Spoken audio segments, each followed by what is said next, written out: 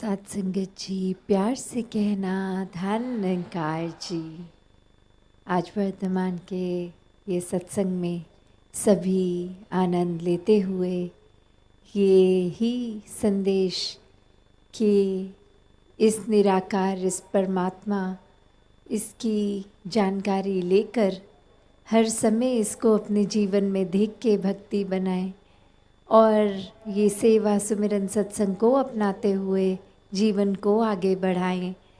तो जो मुख्य बात हर कोई अपने वचनों में यही कि सांसें तो ख़त्म हो जाएंगी एक दिन, तो जीते जी भी ये ब्रह्म ज्ञान लेकर मुक्ति मिले लें और फिर जीवन के बाद भी इस आत्मा का मिलन इस परमात्मा से स्वाभाविक हो जाएगा।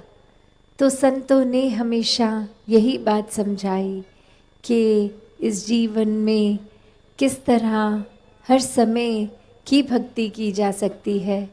ये संत मति को अपनाते हुए हर कोई अपने जीवन में जब चलता है तो कोई भी कार्य करते हुए ये भक्ति करनी साथ ही संभव हो जाती है। फिर एक कोई अपनी दिनचर्या में फ़र्क नहीं लाना पड़ता। वही काम जो पहले भी करते थे वही अब करते हैं, बस अब मन इस परमात्मा से जुड़ा है तो बहुत ही सहजता से सारे कार्य हो रहे हैं। दिल फिर हर समय एक और सोच संतमति के अनुसार है तो पूरे संसार का कल्याण करने का दिल इस मन का करता है। फिर सिर्फ अहंकारी होके, सेल्फ सेंटर्ड होके, सिर्फ अपनी ही एक सेल्फिश, एक अपने ऊपर ही केंद्रित नहीं, फिर ये बात की समझ आ जाती है कि जहाँ ये कुछ घर परिवार दोस्त इत्यादि ये छोटा सा दायरा हमारा नहीं है, ये वासुदेव कुटुंबकम की भावना कि पूरा संसार एक परिवार है। क्योंकि इस हर पूरे जहाँ पे भी ब्राह्मण की बात करें, कण कण में परमात्मा है तो हर एक में परमात्मा है। फिर वो एक भाषाएं चाहे हों, क्षेत्र हों, एक रंग के आधार पे, कल्चर के आधार पे ये भेदभाव होने, ये मन में नफ़रतें आनी फिर संभव नहीं होती, क्योंकि हर एक में परमात्मा के फिर दर्शन हैं। तो कौन बड़ा कौन छोटा, कौन अपना कौन पराया, सभी अपने, सभी जैसे हम हैं, हमारे अंदर परमात्मा तो हर एक में भी। तो बात वही, फिर ये इंसानों से भी प्यार होता है।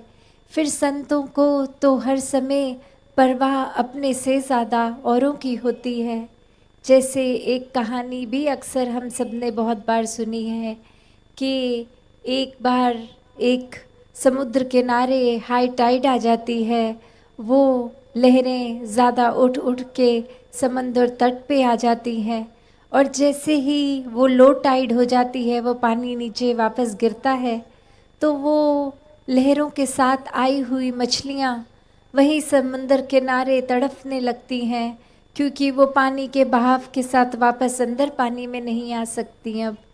तो वहीं एक बच्चा जो एक एक मछली को तड़पता देखकर उसकी पूरी कोशिश की एक मछली पकड़ के पानी में वापस डाल दिया जाए, फिर दौड़ के आकर दूसरी तड़पती मछली को पकड़ के डाल दे। और वहीं एक उसका मित्र सवाल करता कि एक एक मछली को तो पकड़ लोगे, पर यहाँ तो बहुत मछलियाँ हैं, कैसे हर एक की मदद कर पाओगे, कैसे हर एक के प्राण बचा पाओगे। तो जवाब वही कि है, चाहे एक को ही मैंने पकड़ के पानी में डाल दिया तो मैंने इसके जीवन में कितना बड़ा एक योगदान दे दिया, इसको बचा लिया। I made a difference to this one. ऐसे करते करते एक बात वही कि अक्सर हम भी सोचते हैं कि हम एक ही इंसान हैं, तो हमारे कोई काम करने से अच्छा बुरा क्या ही प्रभाव पड़ सकता है, क्या ही एक डिफरेंस हम ला सकते हैं। तो बात वही कि संतों ने युगों युगों से यही समझाया, अभी भी समझा रहे हैं कि संसार में अगर हर जगह आग लगी है तो खुद एक आग को बढ़ावा ना देने का काम किया जाए। आग बुझाने वाला काम किया जाए। उसी तरह जैसे उस बालक ने भी, कि चाहे दिख तो रहा था बहुत मछलियाँ पीड़ा में हैं, पर कैसे ज़्यादा से ज़्यादा कोशिश करके हर एक की जान बचाई। हाँ, हर एक की नहीं बचा पाया, पर जितना उससे हो सका, ऐसा ही सेवा भाव अगर हम हमारे अंदर भी लाएंगे तो बात वही कि एक संसार में अगर आग लगी है तो जितना भी कंट्रीब्यूशन, जितना भी योगदान हम वो शीतलता देने में लगा सकते हैं उतना तो दें। इस वजह से खुद को ना एक छोटा मान ले कि हम कर भी लेंगे तो कोई बहुत बड़े दायरे तक नहीं कर पाएंगे। तो वही जहाँ अक्सर हम वही बात सुनते हैं कि एक छोटा सा दायरा ही चाहे सही, घर परिवार मित्र इत्यादि ही सही, वहाँ से ही अगर शुरुआत है, और अगर उससे भी ज़्यादा छोटा दायरा कि हम खुद, तो अपने ऊपर ही हम कितना फोकस कर सकते हैं एक अच्छाइयों की तरफ अपने जीवन को मोड़ने की। तो जहाँ अहंकार या कोई सेल्फिशनेस की बात है, तो एक अपने ऊपर केंद्रित करने का मतलब ये भी है कि हम एक अपने आप की ही सोच रहे हैं और किसी की नहीं सोच रहे, और वो किस सेंस में है, वो पॉजिटिव है कि नेगेटिव। अगर तो अपनी कमियों के ऊपर सोच रहे हैं, उस लिहाज में एक सेल्फ सेंटर्ड होके सोच रहे हैं कि हम में क्या बुराई है वो समझें और दूर करें, तो वो सेल्फ सेंटर्ड उस तरह होना मुबारक है। और अगर ये बात कि हम किसी का हक लेना चाहें या ईर्ष्या कर रहे हैं, एक अपने लिए सब कुछ हासिल कर रहे हैं, तो वो संतमति के अनुसार नहीं है।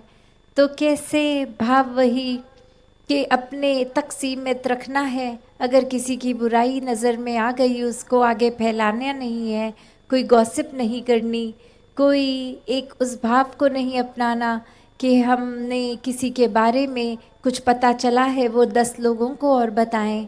नहीं, एक संतों का दिल तो इस तरह होता है कि किसी की कमी आ भी गई तो वो खुद को ना नज़र आए, और अगर अगले के सुधार के लिए उसको कुछ कहना भी है तो बहुत ही नम्रता से और उसके वाक्य ही शुभ चिंतक के रूप में एक बात समझाने का प्रयत्न। और ये छोटे दायरे से फिर बड़े दायरे में भी संत यही समझाते हैं कि जीवन भर तो एक अच्छे मनुष्य बनकर रहना, संतमति अपना के मानवीय गुणों को अपनाकर जीवन बहुत ही सरलता से जिया जा सकता है। पर वो गुणों का रिमाइंडर नहीं, एक गुणों को अपना कर जीना है, और वो गुणों को अपनाना स्वाभाविक हो जाता है जब इस परमात्मा को मन में बसा लें हमेशा के लिए। तो इस परमात्मा के साथ जब जुड़ गए, इसी का रूप हो गए, हर एक में इसी को देखा, तो फिर हर एक के लिए अच्छे भाव ही आएंगे। एक मन हर एक के लिए परोपकारी हृदय, विशाल हृदय बनेगा। तो ऐसी ही भक्ति का करने का, समझाने का तरीका संतों का हमेशा से यही रहा है कि इस परमात्मा को अपना लो तो सब अपने बन जाएंगे।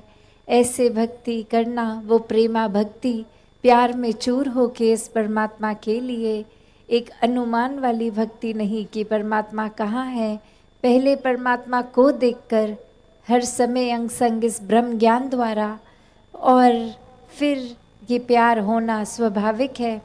फिर इंसानों में मनुष्य गुण आने, मानवीय गुण आने स्वाभाविक हो जाते हैं। फिर संतमति अपने आप ही एक धारण हो जाती है, क्योंकि फिर हर एक का भला इस संसार के लिए, पूरा संसार अपना परिवार मानते हुए, अपना ही एक रिफ्लेक्शन मानते हुए, हर एक के लिए फिर मन के भाव बहुत ही ऊंचे और शुद्ध हो जाते हैं। ऐसी ही भक्ति हर किसी के हिस्से आए। सात संगत जी, धन निरंकार जी।